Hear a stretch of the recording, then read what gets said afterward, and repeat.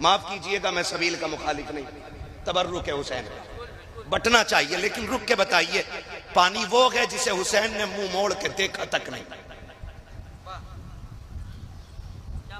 जो सबसे ज्यादा 10 मुहर्रम में हम बांट रहे हैं, पानी वो है जिसे हुसैन ने मुड़ के देखा ही नहीं, और कुरान वो है जिसे नेज़े पे चढ़ के भी सुनाया है। अब इसी चीज को देखें, कौम पानी में डूब गई और सजदे भूल गई, कौम शरबत में डूब गई और तिलावत भूल गई। मैं ये नहीं कहता सबील ना बांटो, मैं ये भी नहीं कहता हलीम ना बनाओ, बनाओ, लेकिन जानते हो बनाने वाला दोपहर तक मेहनत करे और खुद भी मस्जिद में जाए और सबील हुसैन के नाम का हो, हलीम हुसैन के नाम का हो, खाने वाले सारे जुहर की नमाज पढ़ के आए हो। कहने लगा हूं अल्लाह करे ये हजम हो जाए। बड़ी कड़वी बात है, अरबाब मिंबर की दुआएं चाहूंगा, हिम्मत कर रहा हूं। 1 मुहर्रम से लेकर 10 मुहर्रम तक हम लोगों ने सफर किए हैं, कई राहों में गुजरे हैं, और 10 मुहर्रम में जो नतीजा सामने आया वो बयान से बाहर है। कई जगह पे रोड जाम कर दिए गए क्योंकि लोगों ने बड़े बड़े ढोल गलों में लटका रखे थे, पैरों में जूतियां नहीं, सर पे टोपियां नहीं, मुंह पर वुजू के नाम से एक कतरा पानी का नहीं गया होगा, और ढोल बजा करके सबसे बड़ा हुसैनी का दावा, हुसैनी होने का दावा कर रहे थे। सिर्फ एक सवाल करना चाहता हूं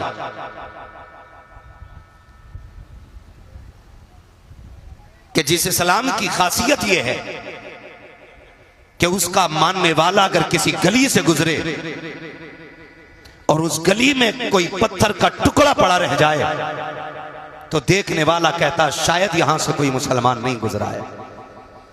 अगर इस गली से मुसलमान गुजर गया होता तो यह पत्थर का टुकड़ा रास्ते में नहीं मिलता, क्योंकि महबूब ने ईमान के हिस्से को इमाततुल अज़ान तरीक कह करके ये बता दिया है कि जो रास्ते में पड़े हुए टुकड़े को इस नीयत से हटा देता है कि कहीं किसी को ठोकर न लग जाए, उसके सीने में भी ईमान की शमा जलवगर हुआ करती है। मैं सिर्फ एक बात पूछना चाहता हूं, अगर राह की पड़ी हुई चीज को हटा देना ईमान का हिस्सा है तो ताज़िये के नाम पे, ढोल के नाम पे राहों को इसलिए रोक देना ताकि लोग हमारी तादाद को देख के मुस्कुराने लग जाएं, हमारी कसरत को देख के मुस्कुराने लग जाएं, लोगों को हैरत हो हमारे सरों की तादाद देखकर। मैं पूछना चाहता हूं, ये कौन सा इस्लाम हम दुनिया को दिखाना चाहते हैं, कौन सा दीन दिखाना चाहते हैं? हम जानते हैं गाड़ियां फंसी रहती हैं, उनमें औरतें भी होती हैं, बच्चे भी होते हैं, भूखे भी होते हैं, प्यासे भी होते हैं। अगर तेरे ताज़िये की वजह से कोई बच्चा गाड़ी के अंदर रोने लग गया तो बता क्या फर्क रह जाएगा तेरे सितम में और यजीद के सितम में? अगर तेरी वजह से कोई गाड़ी में भूखा रह गया तो क्या फर्क रहेगा तेरे किरदार में और यजीद के किरदार में? तुम्हें खुदा का वास्ता लेके निकलो जुलूस, तुम्हारी मर्जी है, लेकिन राह फेर के नहीं, राह छोड़ के निकलो ताकि दुनिया को पता चल जाए। राहों को रोक लेना ये यजीदियों का काम है, राहें खोल देना ये हुसैनियों का काम है।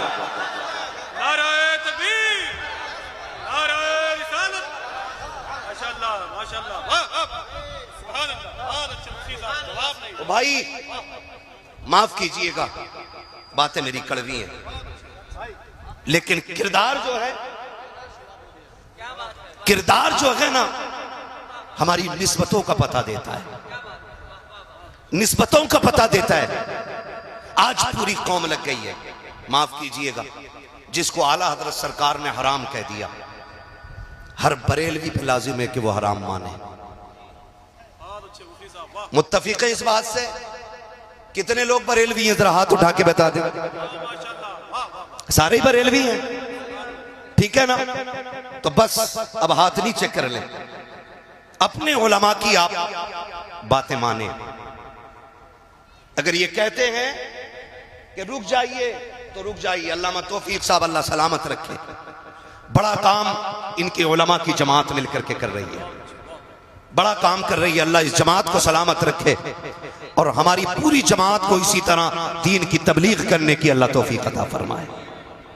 हाँ, हम वो काम करें जिससे ये लगे कि हुसैन के मानने वाले अच्छे अखलाक वाले होते हैं।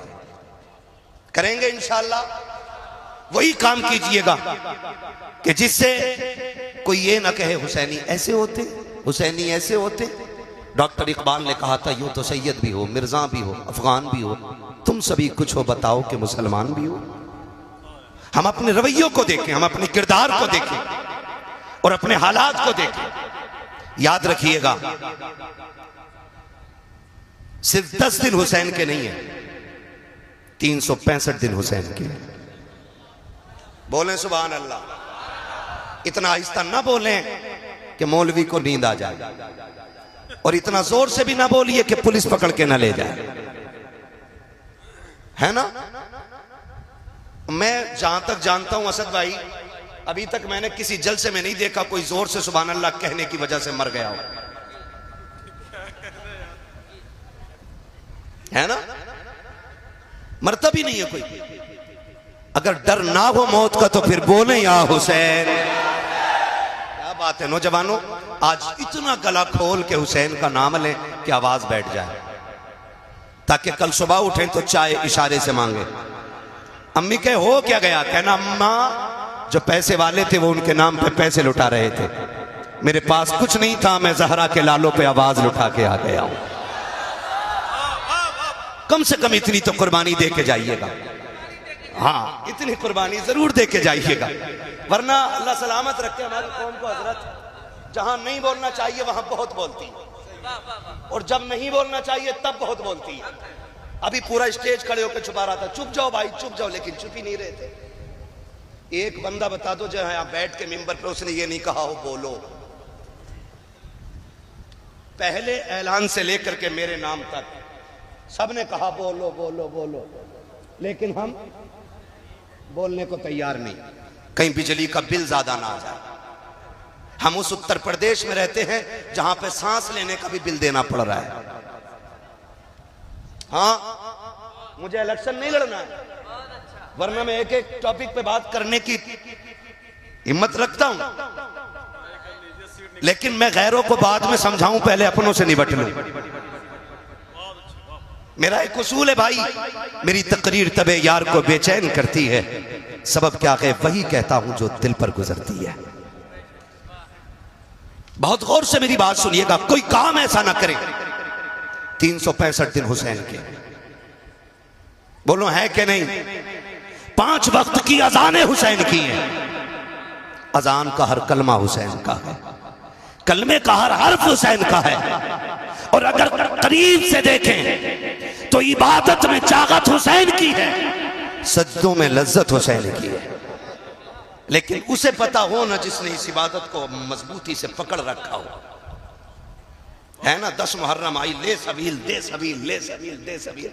माफ कीजिएगा मैं सबील का मुखालिफ नहीं, तबर्रुक है हुसैन का, बटना चाहिए, लेकिन रुक के बताइए पानी वो है जिसे हुसैन ने मुंह मोड़ के देखा तक नहीं, जो सबसे ज्यादा 10 मुहर्रम में हम बांट रहे हैं। पानी वो है जिसे हुसैन ने मुड़ के देखा ही नहीं, और कुरान वो है जिसे नेज़े पे चढ़ के भी सुनाया है।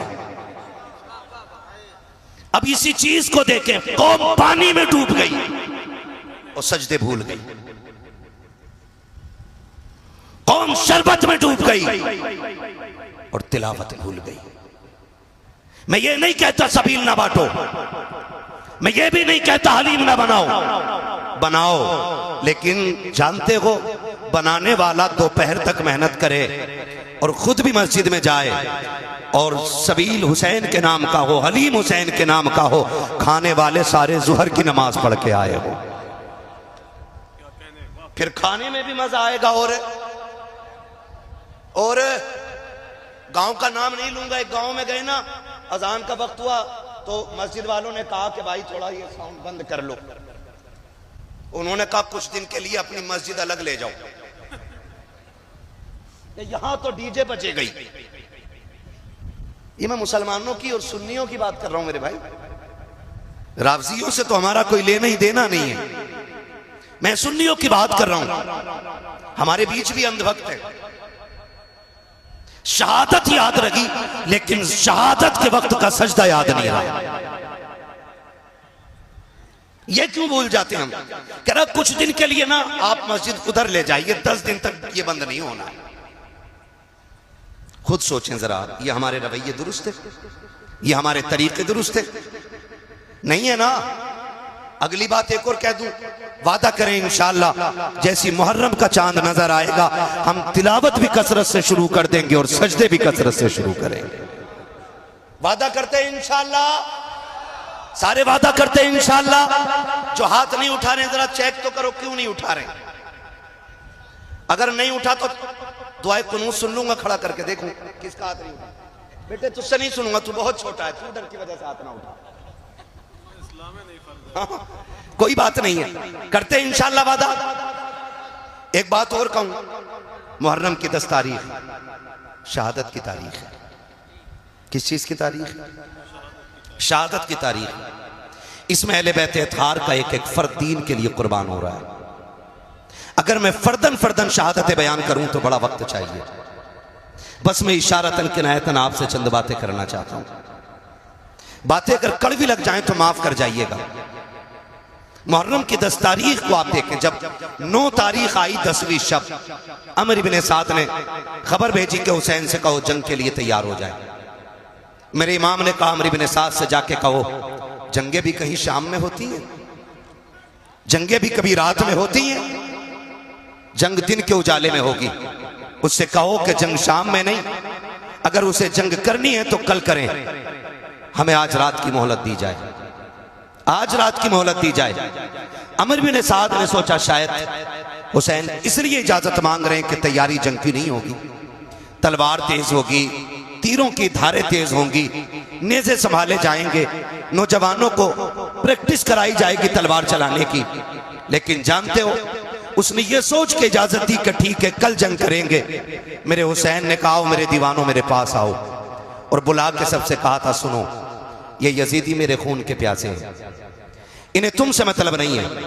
कोई बच्चे छोड़ के आया है, कोई बेटियां छोड़ के आया है, किसी ने माँ बाप छोड़े हैं। कहा सुनो हम करीम इब्ने करीम हैं, हम इजाजत देते हैं कि तुम जा सकते हो। ये यजीदी मेरे खून के प्यासे हैं, तुम्हें इनसे कोई मतलब नहीं और इनको तुमसे नहीं, तुम जाना चाहते हो तो जाओ।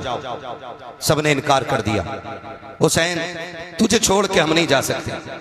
मेरे इमाम ने कहा अब्बास का जी आका का चिराग गुल कर दो।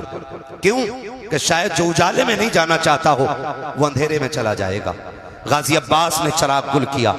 और लोगों तुम्हें मोहब्बतों का वास्ता है, मोहब्बतें इस तरह निभाई जाती हैं, रिश्ते इस तरह निभाए जाते हैं, और इस तरह से अहद पैमान और वफा के वादे निभाए जाते हैं। मेरे हुसैन ने ना हालत जब चिराग बुझ गया, थोड़ी देर के बाद का अब्बास का जी आका का आप जरा चिराग रोशन करो। चिराग रोशन हुआ ना, फर्क इतना था कि जब चिराग बंद किया गया था आंखें सूखी थीं, और जब चिराग जलाया गया तो आंखें भीग चुकी थीं। आंखें भीगी हुई देखी, कहा गया नहीं कोई। जब इतनी बात कही ना तो मेरे हुसैन का सबसे बूढ़ा सहाबी, सबसे बूढ़ा सिपाही, जिसको दुनिया हबीब इब्ने मज़ाहिर कहती है, आपकी उम्र शरीफ उस वक्त 72 या 76 साल थी, आपकी कमर झुकी हुई थी।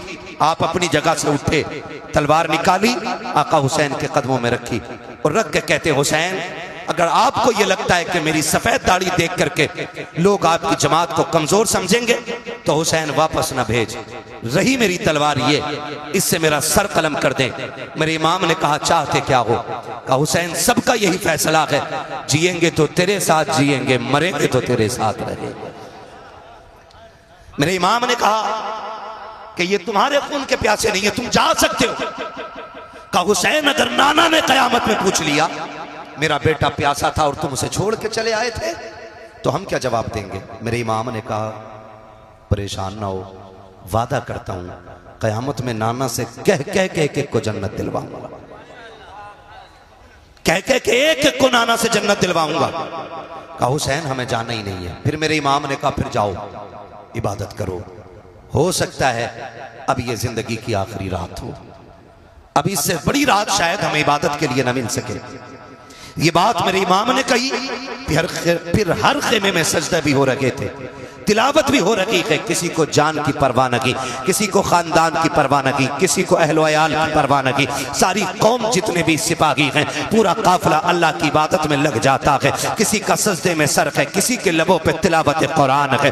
अल्लाह अकबर, फजर का वक्त करीब आया है। मेरे इमाम ने हजरत अली अकबर को बुलाया था। का अकबर कहा जी बाबा कि जब मौलाए कायनात थे तो इमाम हसन अजान पढ़ते थे, नमाज अली पढ़ाया करते थे। जब बाबा का विसाल हो गया फिर अजान मैंने पढ़ी है, नमाज भाई हसन ने पढ़ाई है। आज हसन नहीं है, नमाज मैं पढ़ाऊंगा, अजान अकबर आपको पढ़नी है। अकबर जाओ अजान पढ़ो और आते आते मैदान करबला का मंजर भी देखते आना, पूरे मैदान का जायजा भी ले लेना। हजरत अली अकबर गए हैं, आपने जाकर के अजान पढ़ी है, अजान पढ़ के फारिग हुए हैं। आप जब मैदान करबला को देखने के लिए निकले हैं और आपको हिचकियों की आवाज आई है, आपने उधर रुख किया है जिधर से रोने की आवाज आ रही थी। आपने जाकर के क्या देखा, कोई खातून है जिन्होंने अपनी चादर का आधा हिस्सा पकड़ रखा है, करबला की जमीन को साफ करती जा रही है। वापस पलट के आए हैं। मेरे इमाम ने कहा था अकबर क्या तुम देखा है करबला का मैदान? का जी बाबा देख लिया है। का क्या क्या देखा है? का सब कुछ देखा है, लेकिन आज अजीब चीज देखी है। का क्या देख के आए हो? का बाबा करबला के मैदान में एक खातून को मैंने रोते देखा है, और सिर्फ रो नहीं रही थी बल्कि दुपट्टे से मैदान करबला की सफाई कर रही थी। इतना मेरे इमाम ने सुना है, आंखों में आंसू आ गए। अली अकबर ने कहा था बाबा मैंने कोई ऐसी बात न कही, आप रोए क्यों हो? का बेटे अकबर तुझे नहीं पता है, तूने जिसे करबला में देखा है वो कोई आम खातून नहीं बल्कि मेरी माँ फातिमा ज़हरा मदीने से चल के करबला आ चुकी है।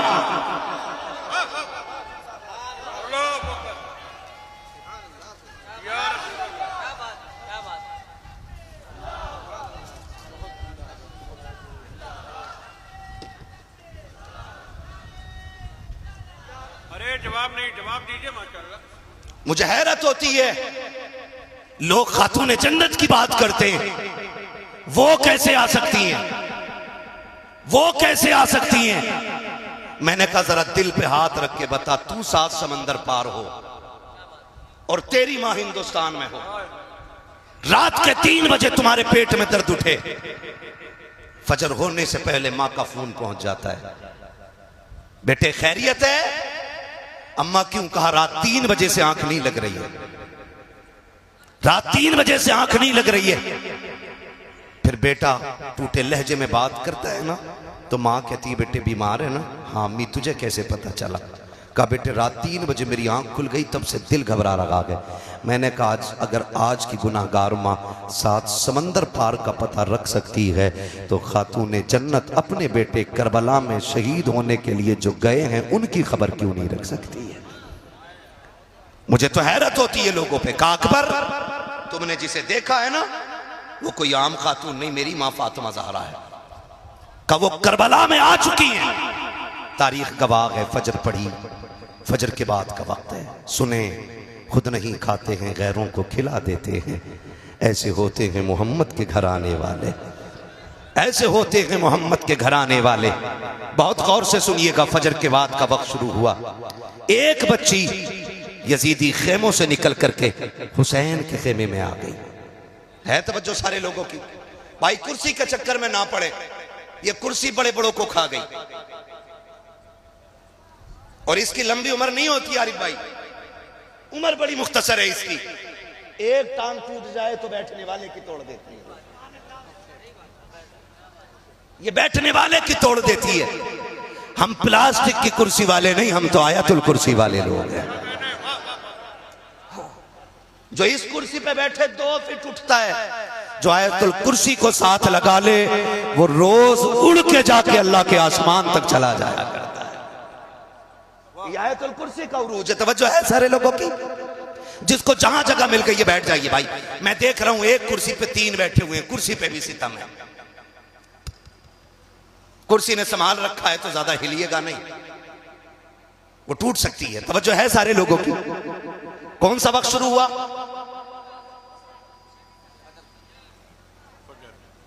फजर की नमाज तो हो गई, फजर के बाद का वक्त शुरू हुआ।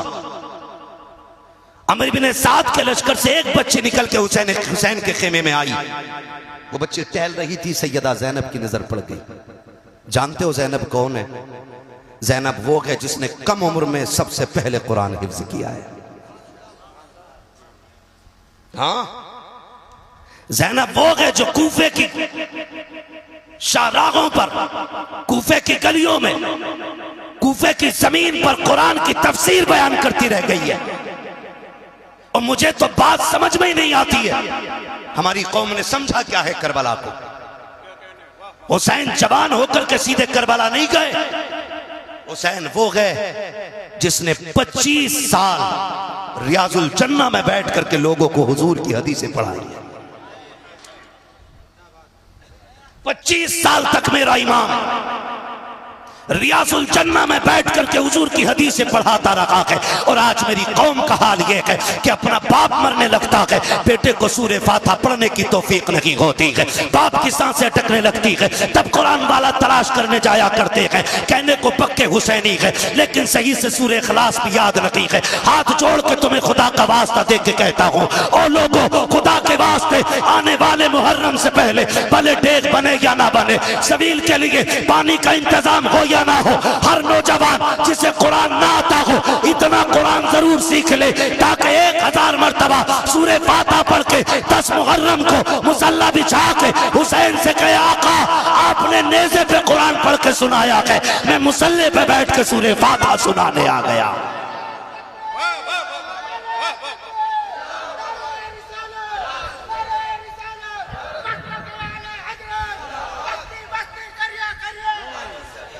करेंगे इंशाअल्लाह, सीखेंगे कुरान, वादा करें इंशाअल्लाह, और नियत कर लेंगे तो इंशाअल्लाह कामयाबी मिल ही जाएगी, मिल ही जाएगी। हमने उन्हें मोबाइल चलाते देखा जिन्हें हिंदी नहीं आती। हाँ, एक कह रहा मुफ्ती अम्माद की तकरीर भेज दो, जिसे ये नहीं पता उधर कोई बैठा है क्या। तो हम लोग अंग्रेजी में मोबाइल चलाना सीख जाते हैं, तो क्या हमें कुरान पढ़ना नहीं आ सकता है? बोलो, आ सकता है कि नहीं आ सकता है? वादा करते हैं ना आज हुसैन के नाम पे, आने वाले 10 मुहर्रम से पहले इंशाअल्लाह हम कम से कम सूरे फातिहा जरूर सीख लेंगे, और जितना ज्यादा से ज्यादा सीख सको सीख लो। वरना हमारी कौम का हाल यही अलमिया भाई, हमारी कौम का हाल यह, मस्जिद में 2 रकात पढ़ने जाता जिस दिन दूल्हा बनता। हाँ भाई, तो सुबह जब तक आए ना निकल के ना, दूल्हा इमाम निकल के ना आए ना, खड़ा रहता। क्यों? कि नियत नहीं बताई अभी किसी ने, नियत नहीं बताई। एक को नियत बताई, नियत तो बता दी, दे सजदे पे सजदा, सजदे पे सजदा। ये मेरे साथ का हादसा है भाई, मैं किसी और की नहीं बता रहा हूँ, मेरे साथ का हादसा है भैया। वो नियत सलाम ही नहीं फेर रहा है, पीछे वाले कह रहे कब सलाम फेरेगा, तो सजदे में कह रहे आकर थोड़ी देर रुक जाए, सजदे में कह रहा है कि बस अब के आखिरी रकात है। ये हमारे दूल्हाओं की कंडीशन है। फिर गाड़ी घर से निकली है, 4 कदम चली थी कि हादसे का शिकार हो गई। माँ ने सर पे खाक डाली, बाप तड़प जाता है, हाय बेटे के हाथ की मेहंदी नहीं छूटी थी, अभी सेरे के फूल नहीं टूटे थे, बेटे की जिंदगी का कारवां उजड़ गया है। खुदा की कसम खा के कहता हूँ, इतना कुरान सीख लो कि घर से दूल्हा बन के भी निकलो, अपने ऊपर आयतुल कुर्सी पढ़ के दम कर लो। अल्लाह की इज्जत की कसम, अगर वो राजी हो गया, जब तक लौट करके ना आओगे मौत भी तुम्हारे करीब नहीं आ सकती है। ये हकीकत है। हमारी कौम को नमाज नहीं आती, नमाज नहीं आती। हसन हुसैन उसमें भी बड़ा शीर। ऐसे बाबे हमारे बड़ा लंबा झंडा लगाया एक ने, उस पे लाल कलर का झंडा, और उस पे लिखवाया हरे कलर से या हसन, बड़े शीन से। और इलाज कर रहा है वो लोगों का। नहीं, पूछे ना इन उलमा से पूछे। इतना कुरान तजवीद की रियायत से याद करना फर्ज है जितने से नमाज मुकम्मल हो। ये याद रखिएगा, ये नमाज जनाजा नहीं है एक ने पढ़ ली तो सबकी उतर गई। ये नमाज जनाजा सबको अपनी अपनी नमाज याद होनी चाहिए। करेंगे इंशाअल्लाह। अगली बात करूं, अगर तैयार हैं आप तो बोले जरा सारे या हुसैन। पीछे वाले थक गए, अल्लाह करे इनको हाथ उठाने की तौफीक मिलती रहे। मैं बद्दुआ नहीं करूंगा क्योंकि मेरे नबी पूरी जिंदगी इस उम्मत के लिए दुआ करते रहे।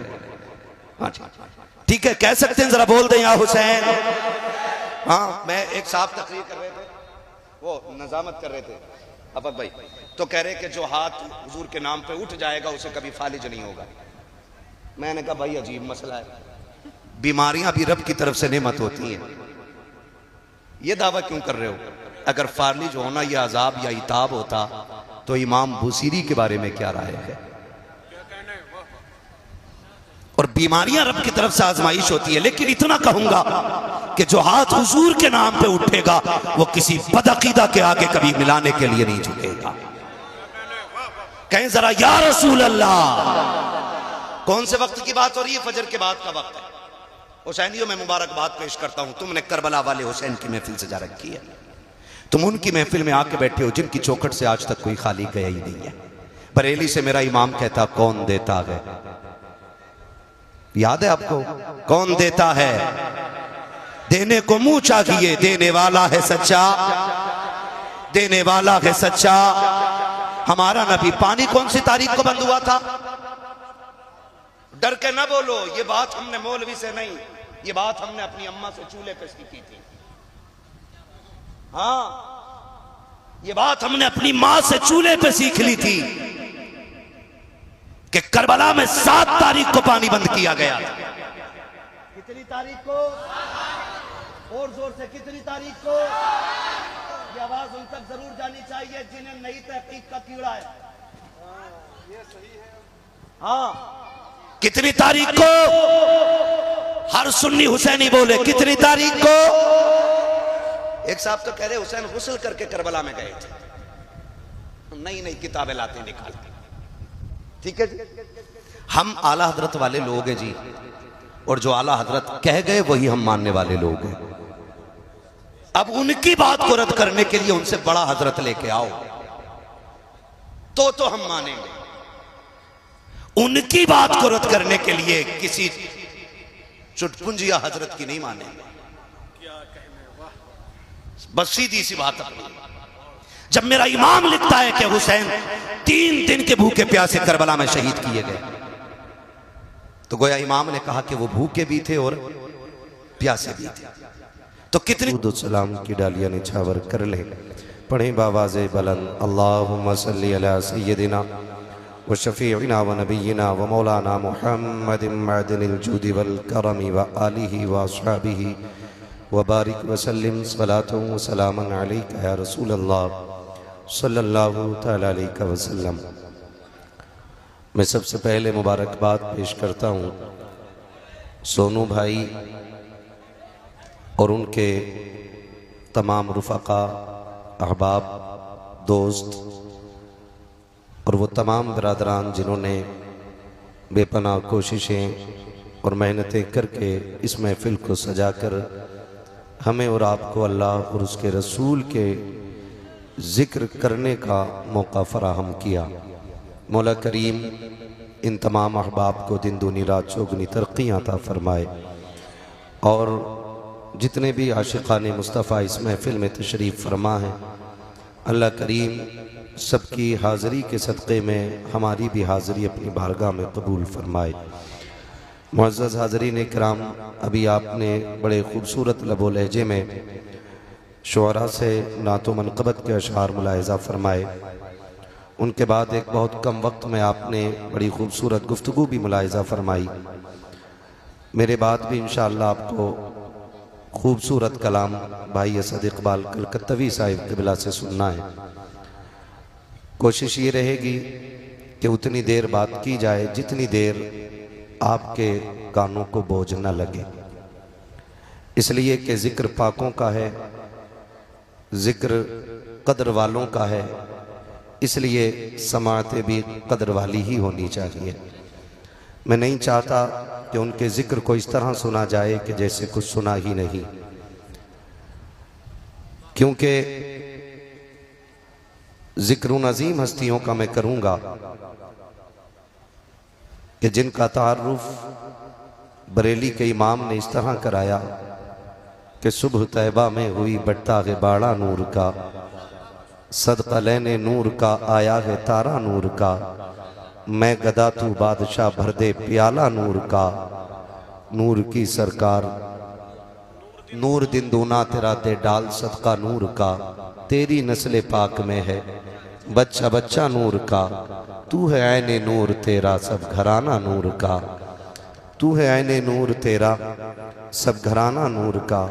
मुअज़्ज़ज़ हाज़रीन इकराम, दिली मुबारकबाद मैं यूँ भी पेश करूँगा कि आपने मुहर्रमुल हराम के इस मुबारक महीने की अजीम कुर्बानी का यूँ एहतराम किया कि ना कोई तमाशा करके, ना कोई ढोल की महफिल लगाकर, ना कोई बाजे गाजे की रस्में सीधी करके यहाँ महफिल लगाई, बल्कि एक महफिल इसलिए सजाई है ताकि हम करबला वालों का भी जिक्र सुन सके, साथ में मदीने वालों का भी जिक्र सुन सके। और ये सबसे बड़ी बात है कि हम अपने असलाफ का जिक्र इसलिए करते हैं ताकि उनकी ज़िंदगी से हमें जीने का शऊर हासिल हो जाए। हम अपने बुज़ुर्गों की बातें इसलिए करते हैं ताकि अपनी ज़िंदगी को उनकी ज़िंदगी में ढालने की कोशिश करें, वरना सिर्फ वाक़यात सुनाना मकसूद नहीं होता है।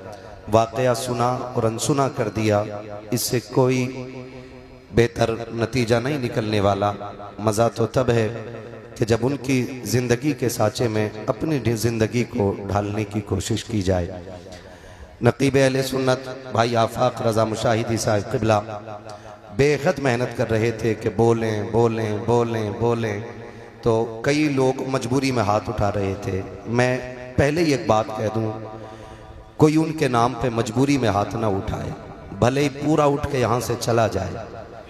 यहाँ सिर्फ वो बैठे कि जो मेरे लिए ना आया हो, असद भाई के लिए ना आया हो, आफाक भाई के लिए ना आया हो, सैफ रज़ा के लिए ना आया हो, समीर रज़ा के लिए ना आया हो।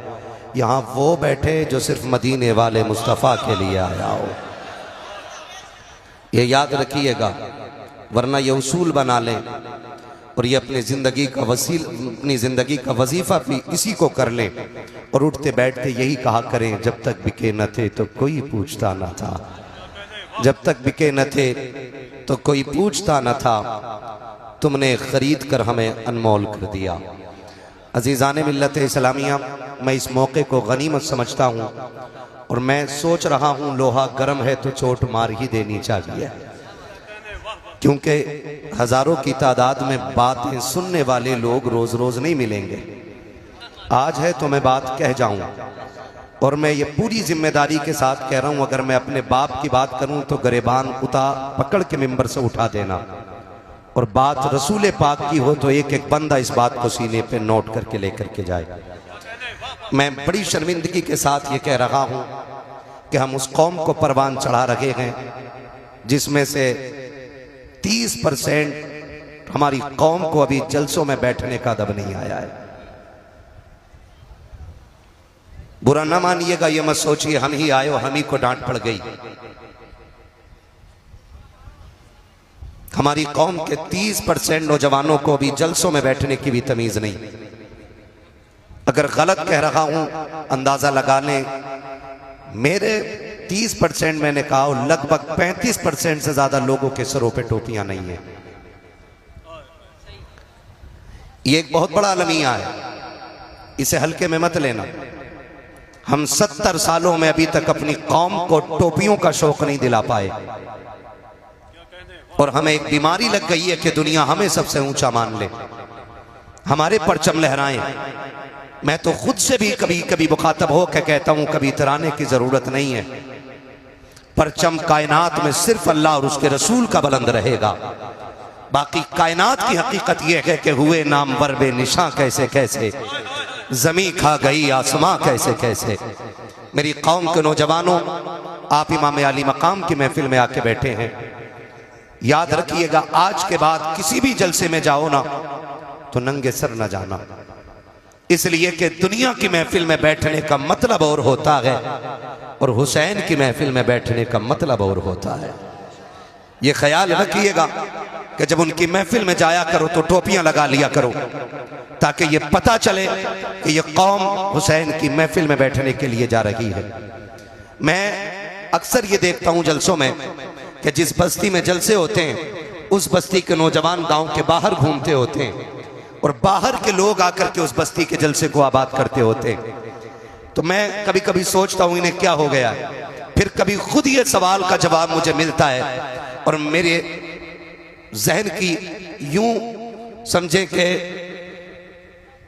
इस तरह से मेरी जहन साजी की जाती है, गोया कोई पीछे से थपकी दे के कहता है कि महबूब की महफिल को महबूब सजाते हैं। ये जो गलियों में टहल लगे इन पे एतराज न कर, ये जो आज भी शहर के बाहर निकल आए हैं इन पे एतराज न कर। हकीकत ये है कि महबूब की महफिल को महबूब सजाते हैं, आते हैं वही जिनको सरकार बुलाते हैं। अगर कोई इतनी अजीम महफिल में नहीं आके बैठा ना, मुझे कोई एतराज नहीं है, मुझे कोई शिकायत नहीं है। उस बंदे को सोचना चाहिए कौन सी गलती कर बैठा हूं जो आज भी अली के बेटों ने अपनी महफिल में बैठने की जगह नहीं दी है। ये ख्याल कीजिएगा। अगली बात जो मैं